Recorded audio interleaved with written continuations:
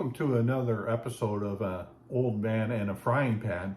Today I'm making a pasta sauce that it's known as Italian gravy. A lot of Italian families make this on a Sunday, and they have it for the rest of the week for any of the dishes that they're doing. It's a very versatile sauce, one of my favorites, and I've been doing it for years. And you tweak it here and there based on what your experience is. So let's get going and let's make one of the best sauces, Sunday afternoon gravy sauce. Here are the ingredients I'm going to use. I've got onions, carrot, and 2 celery sticks. So 2 onions, 1 carrot, and 2 celery sticks in here ready to go into the food processor. I have mushroom, which I'm going to food process them to go in, and I put that in near about halfway through the cooking.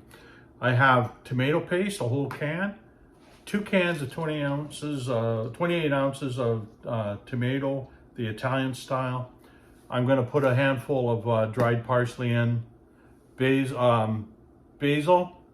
I got a tablespoon of salt because I'm going to salt the taste after that, and I've got oregano. And I've got 3 bay leaves. Also, that goes in is some chicken stock. So the whole quart goes in. And the next thing, once you get everything into the pot, you're going to let it simmer for a while. I'm going to add in some chicken, a couple of, I'm going to put in 2 Italian sausages for flavor, and I got a couple of pieces of raw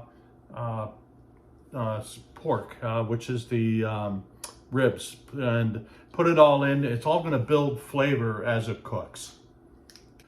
Okay, I've pureed the vegetables and put them in the pot. I also have some chopped garlic here. The chopped garlic's going to go in after the vegetables have cooked for a bit, because if you put them in too soon, these get bitter. You don't want to burn them. You want them maybe a minute or so before you actually put in your tomatoes. So let's get going with that. I've put the garlic in the pot, and I'm just letting it cook for about a minute, and then I'm going to add in the tomato paste and let it actually cook around in the bottom for a little bit as well. The tomato paste had stopped cooked enough, and I just mixed it up, and the garlic, I can smell it. It smells great, and I'm going to add the tomatoes.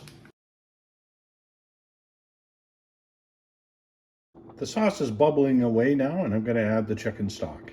Okay, it's ready to sit and simmer for a while, quite a while. I would let this simmer for up to a couple hours at least. And I've added all the spicing to it, the salt. Now, the last thing I'm going to do is put in some Italian sausage and the pork. Thanks. And there we go. I'll show you the pork rib. It's not a lot. It's about 3 pieces of rib in there, and that's it.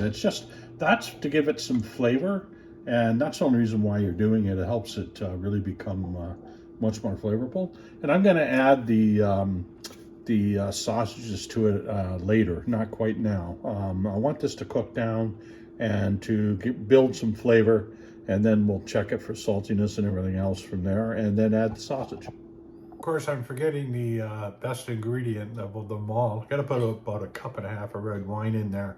With tomatoes, Italian sauce, the best wine I find for it is Chianti. It just, if you try a cab, it doesn't taste great with a tomato sauce. So Chianti's really good. I found Merlot not bad. Just make sure whatever wine you're putting in is a good tasting wine. Don't put a crap wine in, because it will ruin the sauce. The wine's in and letting it simmer. It's going to take a while, so once it's near ready, I'll show you some more pictures. I just checked the sauce, and I added some pepper to it and a little bit of sugar. Just takes a bit of the bitterness out of the tomatoes. The sauce has been simmering away for almost 2 hours. I added the sausages to the sauce. They've been in for a good half an hour, and I just tasted it.